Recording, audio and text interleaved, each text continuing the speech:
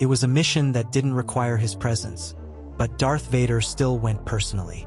Imperial intelligence reports indicated that rebels were using alternative routes to escape through the outer systems, and Tatooine appeared as a possible intermediate base. Not only was it a planet beyond the reach of the New Order, it was also a dark spot too close to Vader's past. "I want to see for myself," he told Admiral Pyatt, refusing too many escorts. The dry climate and silence of the desert made no sense to the Empire, but for Darth Vader, there was something beyond the cold data in the report. The Force was pulling at him with a kind of urgency he hadn't experienced in years. When his transport landed near Mos Espa, the sand rose up in swirls, as if the planet itself was protesting his arrival. He descended with his cape swaying in the wind and his respirator echoing like a grim warning. The locals, used to mercenaries and bounty hunters, stopped to watch in silence. But Vader was no ordinary figure. His stride was heavy, firm, reminiscent of every inch of the slave boy who had run through those streets. In his mind, flashes. Jar Jar Binks' laughter, Qui-Gon Jinn's protective gaze, his mother's silent gentleness, and, of course, the thrilling pod races. Mos Espa looked at him with fear now, but he remembered when he was invisible there, a simple boy in dusty robes. The disturbance was strong. Someone. The Force was vibrating differently, as if it were screaming beneath the surface. He closed his eyes for a moment and concentrated. It wasn't a call. It was an echo, familiar, close, insistent. His path took him to a sparsely inhabited region of the planet, the semi-underground houses of the desert, old caves adapted into dwellings. The entrance was dry, protected by a metal gate corroded by time. Vader watched it for a moment before raising his hand and pulling it open with a simple gesture of the Force. The silence of the house was broken by the metallic clomping of his boots. He was back in the house where his mother was buried. But now there was something else there. Presence. Beru tried to run away with the boy, but soldiers surrounded her. Owen Lars stood in front of the door with an improvised rifle. Vader entered, and Owen's eyes widened. Vader remained silent. His mechanical eyes met those of a child standing near the droids, a thin boy with blonde hair and large, frightened eyes. The connection was immediate. The Force pulsed like thunder inside him. "What's your name, kid? And who's your father?" Obi-Wan appeared like lightning from the desert. His blue saber illuminated the entrance to the house, and the old master shouted, "You're not taking him, Anakin!" The villagers moved away. The Imperial soldiers took up position, but Vader held up his hand. "No, don't interfere. He's mine." The battle began there, between the hot sands and the shouts of the crowd. Sabers clashed with violence and history. Vader was no longer the apprentice. Obi-Wan was no longer the master. The fight was fierce, personal, charged with all that had been lost. "So this is where you were hiding, old master?" The crowd watched in silence, cheering for Babe Kenobi. But Vader was stronger now, colder, more lethal. "I hope I haven't given you too much trouble looking for me, my foolish Padawan." "You're not taking the boy," said the renegade Jedi Master, but he wasn't as strong as Vader, who threw as many rocks as he could at Obi-Wan. Obi-Wan used the Force to parry the projectiles and switched on his blue saber. Vader switched on his red saber, and the two began exchanging blows. Obi-Wan wasn't as old, but Vader was more lethal and wanted revenge. In their dance of death, Obi-Wan was the first to scream. A sharp blow pierced Obi-Wan's chest, and before his body touched the ground, he was gone. "He's gone," muttered a soldier, confused. Luke screamed, broke free from Beru, and ran towards where the Jedi had fallen. Vader held him back first. He became part of the Force. That's what all weaklings do. The boy cried, but something inside him burned. Something that connected him to the man in front of him, and to the man who had just left. Vader looked at Owen and Beru. "You hid him. You couldn't have him forever." Owen approached, in tears, but Beru held him back. "He'll destroy you," she whispered. Vader just watched the two of them for a moment and then turned away. Luke, still confused, followed him. as if part of him knew that this man was something more than an enemy. "Come, Luke, there's a lot you need to learn." The 10-year-old boy cried and whimpered the whole time because he didn't want to go with the scary man who had arrived. But a voice asked him to calm down. So he did. From his first days aboard the Executor, Luke felt a presence silently accompanying him.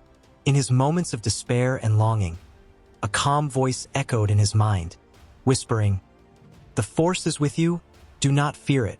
He didn't know where it came from, but it was comforting. In the dark corridors of the Empire, among the soldiers and officers who knelt before Darth Vader, Luke was just a pupil chosen by Vader. But inside him, that soft voice seemed to protect him from the void. "You are not him," it said. "You can still choose." Darth Vader, merciless and methodical, tried to get close to the boy. He didn't offer affection, only structure, doctrine, and demands. "You are my son. Therefore, you are my legacy," he said, as he led Luke through the cold corridors towards the training rooms. Luke hesitated. He didn't want to wield red sabers. He didn't want to choke failing generals. But he had no choice. "Either you learn to master the Force, or you will be crushed by it," Vader declared in one of his impatient rants. Training was not an option. It was a destiny. The first test was cruel. Facing combat droids in the dark, Vader watched with his arms crossed as the boy defended himself blindly, getting hit with every mistake. "Trust what you feel. The Force doesn't depend on sight," he instructed. The boy, covered in bruises, gritted his teeth and stood up. There was something of Anakin in him, the stubbornness, the wounded pride, the daring. Every pain served as a tool. Every failure was a step. "Again," said Vader, and Luke obeyed, because there was no escape. Darth Vader tested Luke in ways that he himself had been tested. Tight passages with traps, duels against holograms of legendary Jedi, prolonged meditation under extreme pressure. But now, no Yoda, no counsel. Only the dark side. Vader used the same coldness with which the Emperor had shaped him. "Feel the anger, let it flow. Only then will you know its true power." Luke resisted, but gave in a little more with each session. Sometimes he cried silently at the end of the day, but the voice would come back, "Remember who you are." Over time, Luke showed unusual mastery. He manipulated objects with ease, knocked down training riders, anticipated movements. He grew up among the echoes of fear and glory. Vader watched from afar. He has the power of the Force, purer, stronger. For the Empire, Luke was a weapon in the making. For his father, he was something more, the chance to shape the world as it should have been. Without weakness, without compassion. But even Vader couldn't completely eliminate the spark of light that insisted on shining in his son. And the boy reminded him of Padme, whom he believed he had killed in a fit of rage. Luke grew up. At 20, he wore dark robes, a firm posture and a calm voice. All around him, Imperial officers feared and respected him. In training, he outperformed even veterans of the Royal Guard. But deep inside him, something still hurt. In the Empire's secret records, he found files on the Jedi Anakin Skywalker. The legends, the victories, the hopes he symbolized. He looked at Vader with different eyes. "You were a hero," he said in one of those rare private conversations. Vader responded with a long silence. "I was foolish." Luke's mind was a battlefield. He had secretly grown up idolizing the Jedi. But there he was, trained as a Sith. His father, the figure who was supposed to inspire nobility, was the executioner of terror. If my father was the greatest of heroes, how could he become the greatest of monsters? He wondered. The Force in him oscillated. Anger and justice, power and compassion, all colliding in his soul. "You belong to the Empire," said Vader. But the other voice, said the opposite. "You have the power to change what came before, and I will not tolerate you saying such things to me again." Darth Vader tried to stifle the doubt in his son with control missions, exemplary punishments, and speeches about glory. But Luke learned to pretend. He learned to wait. The voice taught him patience. "Don't confront him now. Learn. Observe. When the time is right, choose." He saw the flaws in the Empire. He saw fear in the eyes of his subordinates. And he saw sadness in his father's gestures behind his helmet. He's not just a machine, he thought. There's still a man in there. Maybe. Luke didn't hate his father, but he didn't follow him blindly either. That voice, persistent, invisible, was his greatest ally. You will survive, but without losing yourself, it said. On nights when anger threatened to overwhelm him, she calmed him down. When he tried to master the Force through hatred, the voice reminded him, true power comes from balance. Luke learned to appear obedient, but cultivated silence. He learned to be tough, but kept compassion inside. The dark side was strong, but he had learned not to give in completely. I'm not like him yet. I can still be different. Then the day came. Vader summoned him to the main hall of the command ship. The fleet was assembled, and holograms of rebel systems flickered before him. You have demonstrated power, vision, intelligence. You are ready. Luke was silent. As of today, you are commander of the Imperial Forces, Outer Sector. A new title, a new rank. But Luke could sense it. It was more than that. It was the beginning of something greater. He bowed slightly, as expected of him. But in his mind, only one phrase echoed. The Force is with you, do not fear it. Luke Skywalker, now a general in the Empire, wore his impeccable black uniform as he watched the tracks left by a rebel fleet in the far reaches of the Lothal system. It was his first mission as commander and, even under the mask of coolness, he felt the pressure. Darth Vader had warned him before his departure, don't fail. This is your chance to prove yourself worthy of the Skywalker legacy. Luke only replied with a silent nod, concealing the doubts that simmered inside him. The mission was clear: intercept and eliminate. The Imperial probes had detected a rebel ship acting alone. This caught the analyst's attention. An atypical movement, as if the ship was carrying something important or someone. Target located in Sector 6, announced Officer Tarkin. Stabilize the coordinates. We're going to intercept them. Luke positioned himself in front of the command bridge. No one escapes this time. Prepare the cruisers. And so the chase began with Imperial speed and precision. The rebel ship was quickly surrounded. A consular freighter with forged identification signs. Luke descended with his elite troops, weapons in hand, opening the doors with brute force. Alliance soldiers resisted but were easily overpowered. Upon entering the command center, Luke came face to face with a woman with braided hair and a fierce gaze. She kept her posture upright even when surrounded. Who are you? He asked. Someone with more courage than you'll ever have, she replied. It was Princess Leia Organa. With meticulous precision, the crew was surrendered. R2, D2, and C-3PO were captured and taken into custody. Luke was walking down the corridor of the rebel ship when he heard Leia say out loud, I'm surprised it's not that pig Vader, but another one of his minions. He stopped, turned and faced her. Perhaps you should be more careful with your words. You're on Imperial territory. She just raised an eyebrow. You Imperials are all the same. But Luke smiled. Not all of them. I like to talk. Luke demanded to see her personally in her cell. He watched her with curiosity, not just as a prisoner, but as someone who seemed different, strong, fearless, and with a conviction that intrigued him. You talk as if you know the whole galaxy, he said. And you talk as if you know nothing but the corridors of the Empire, Leia replied with sharp sarcasm. But you can keep coming here. I'm not going to tell you anything. I just want to see how long you can pretend you're just another one.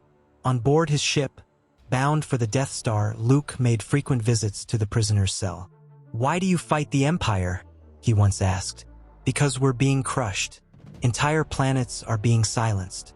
Children, civilians, everyone dies if they don't kneel. Luke looked away, but insisted. Maybe there are less brutal ways. Leia laughed bitterly. Do you still delude yourself into thinking that the Empire wants anything other than absolute control? During one of these conversations, when everything seemed silent, the inner voice whispered to Luke again, listen to this woman. She carries truths that you need to hear." He shuddered. He had heard this voice before in difficult times, but now it was telling him to pay attention to his prisoner. Luke returned to his cell that night with a softer look on his face. "Tell me what you're hiding." Leia sighed, understanding that the game was changing. "If I tell you, will you hand me over to Vader?" He hesitated. "It depends on what you say." Leia realized that she needed to buy time for R2-D2, who was hiding the coded message of the Death Star's plans. "If you want to know why I mourn, look at the worlds of the Outer Rim. See the families torn apart, the public executions." Luke replied in a grave tone, "Do you think the rebels would do any better?" Leia approached the bars. "Better than burning down entire villages?" "Yes." Luke remained silent, and the voice whispered again, "She doesn't lie. She feels the pain of the people." The journey to the Death Star became a silent torment for Luke. He had been brought up to hate people like Leia, but she didn't seem like a liar, nor fanatical. She seemed fair. "You don't look like what they say rebel leaders look like," he commented. "And you don't look as monstrous as Darth Vader's son is supposed to be," she retorted. There was sarcasm in her voice, but also something else, a hint of curiosity. Luke turned away. "Maybe I'm also trying to figure out whose side I'm on." At the end of the mission, already in orbit around the Death Star, Leia was handcuffed and escorted to Vader. But something had changed. Luke no longer saw her as a prisoner, but as someone who had managed to sway his thoughts. "You are not an enemy," he said before handing the report to his father. Leia looked at him one last time and said, "Fight against what they made you believe. The Empire destroys everything it touches." And as Vader approached in the dark hangar, Luke felt that this mission would change everything forever. The atmosphere on the Death Star was stifling when Luke Skywalker entered the detention room escorting the prisoner. The automatic door opened with a metallic clang, revealing Darth Vader standing in his black cloak, like a living shadow. Leia held her chin high, proud, even in the face of the figure that made the entire Empire tremble. "Where are the stolen Death Star plans?" asked Vader in his cold, mechanical voice. "I don't know what you're talking about," replied Leia, with contempt in her eyes. "Don't lie to me, Your Highness. We know that this mission was more than a diplomatic transport," insisted Vader. "My God, you really believe that everyone is afraid of you, don't you?" "Pathetic," she said defiantly. Vader didn't lose his cool. "We'll do whatever it takes to get the truth. And if that includes painful methods, you'll only have yourself to blame." Luke, watching, swallowed. His hand closed into a fist, feeling torn inside. It didn't feel right. As soon as Leia was taken to the cells, Luke followed, alone, watching her from afar through the containment glass. She sat with a firm posture, staring at the wall as if she knew she was being watched. The familiar voice spoke to him again. "She won't last long. You can stop it." Luke ran a hand through his hair, uneasy. For the first time in years, he doubted the path he was following. He wanted to understand. And more than that, he wanted to save her. The next day, a meeting with Darth Vader and the Death Star commanders discussed the prisoner's future. "She won't talk," said one of the officers. "Maybe we should destroy Alderaan, her planet. That would send a message." Luke stood up, furious. "That's crazy. Destroying an entire planet." Everyone looked surprised. Vader then said, "You're here to carry out orders, not to question them.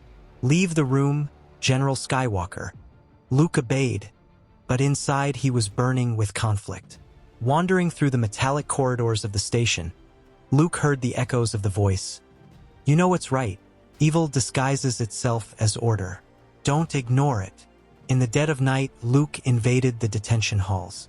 His steps were silent, his heart racing. When he reached Leia's cell, she looked up in surprise. "You again?" she whispered. They're going to do something horrible to you if you don't talk." Leia took a deep breath and approached the energy grid. "You don't look like one of them." "Not really." Luke hesitated. "They want to destroy your planet." She nodded slowly. "Then listen, because it may be our only chance. I'll trust you, but please don't let me down." The The plans are in R2-D2, that blue droid, locked in the hangar. The message is hidden in it. If you want to know the truth, go to him. Luke looked around, whispered right, and disappeared into the shadows, unaware that this would change his fate forever. Minutes later, in a technical compartment, Luke activated R2-D2. The projected blue light revealed a flickering image. Princess Leia, kneeling, speaking urgently. "Help me, Obi-Wan Kenobi. You are my only hope." The name sounded like a thunderbolt in Luke's mind. Obi-Wan Kenobi, the old hermit from Tatooine, the man with the kind eyes who disappeared the same day Vader took him. The voice, it was his, the same one that had accompanied him since he was a child. He had never been alone. Incredulous, Luke ran back to Leia's cell, deactivating the surveillance sensors. "Who is that? Obi-Wan Kenobi?" he asked, panting. Leia approached, hopeful. "You know that name?" Luke nodded. "I knew someone, an old man. He disappeared when I was a boy." Leia smiled for the first time. "He was a guardian of peace, a Jedi, a hero. And if he spoke to you, then there's something much bigger going on here." Luke looked at her with fresh eyes. Everything had changed. In Luke's mind, the pieces fell into place. The voice, the doubts, the discomfort with Vader's orders. It all made sense now.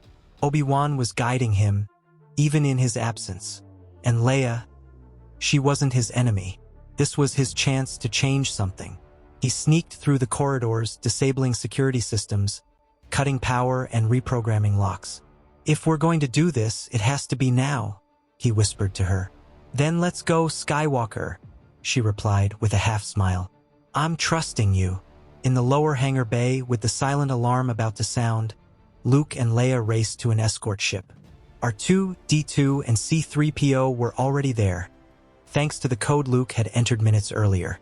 "Are you going against your father?" she asked as they boarded. "Maybe I'm going for myself," he said, with a weight only the brave can carry. The ship took off, cutting through the dark skies of the Death Star. And for the first time, Luke Skywalker was flying into the unknown toward freedom. The alert sounded on the Death Star like thunder cutting through the silence of the vacuum.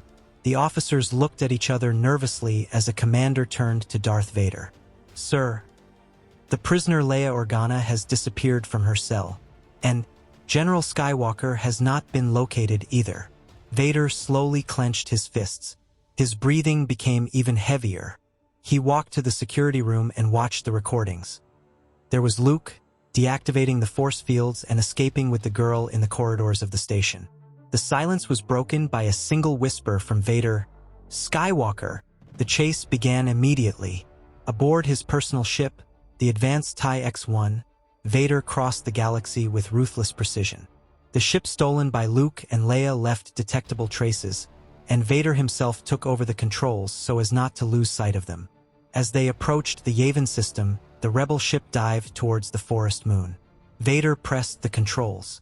"You will not escape, my son. This betrayal I will not forgive," he muttered. Immediately afterwards, he began firing, forcing them into a crash landing. Chaos ensued as the rebel base responded to the offensive. X-Wing and Y-Wing fighters took off in all directions to defend Luke and Leia.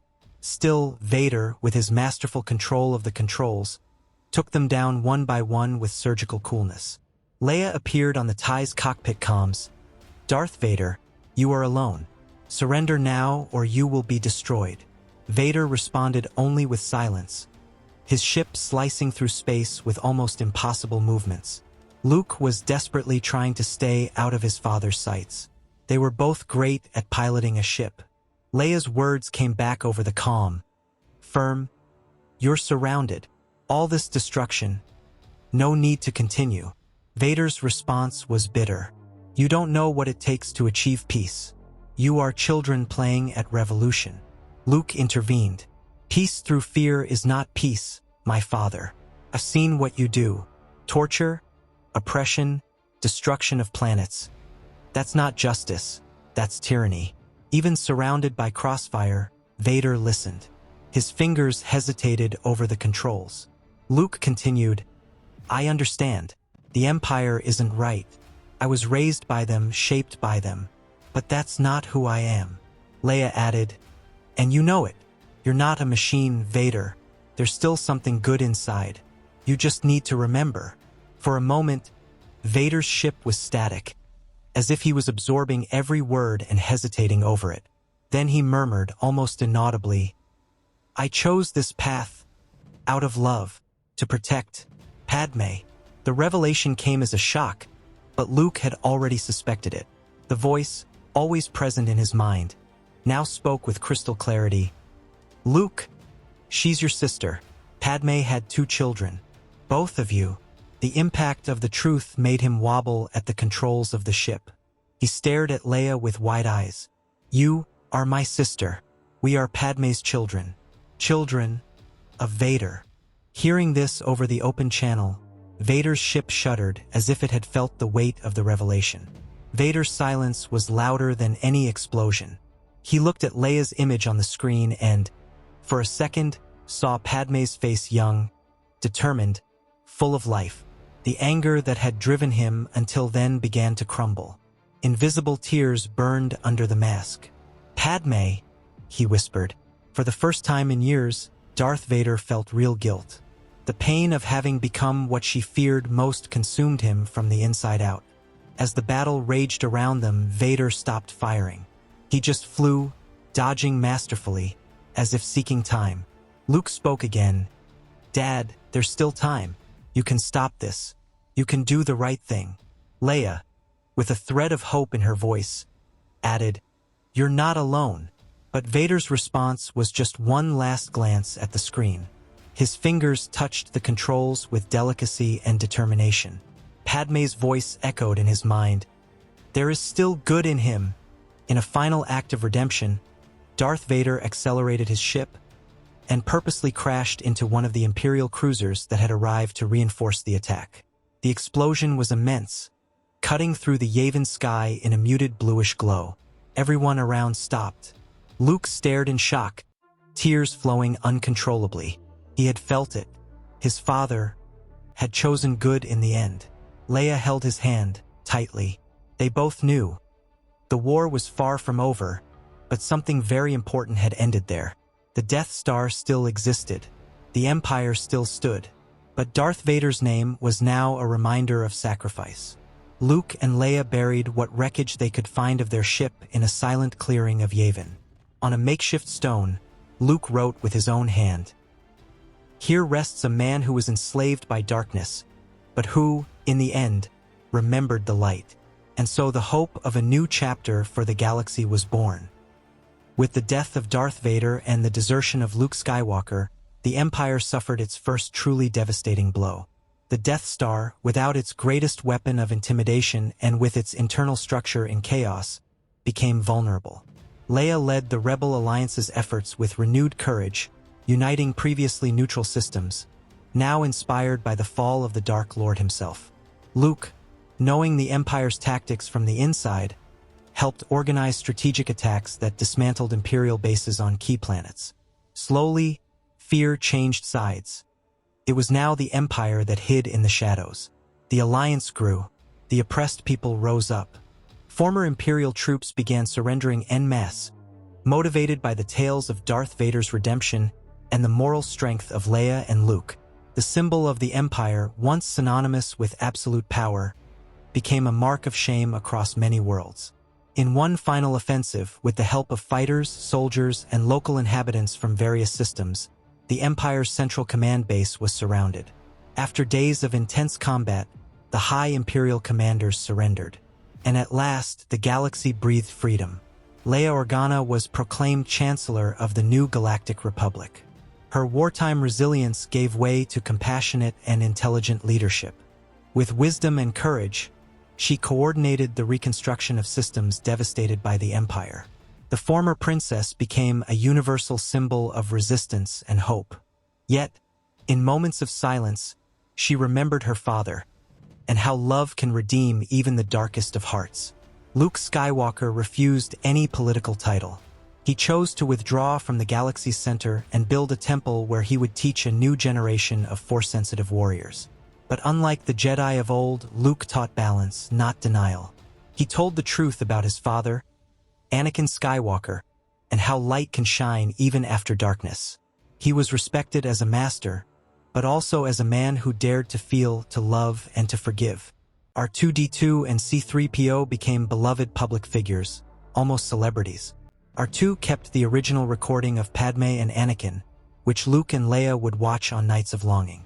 C-3PO, as always, complained about the spotlight but secretly took pride in being part of history. The two continued to serve Leia and Luke, not as machines, but as loyal companions and true guardians of the Skywalker family's memories. The name Darth Vader was erased from Imperial records and turned into a lesson in the Republic's new academies.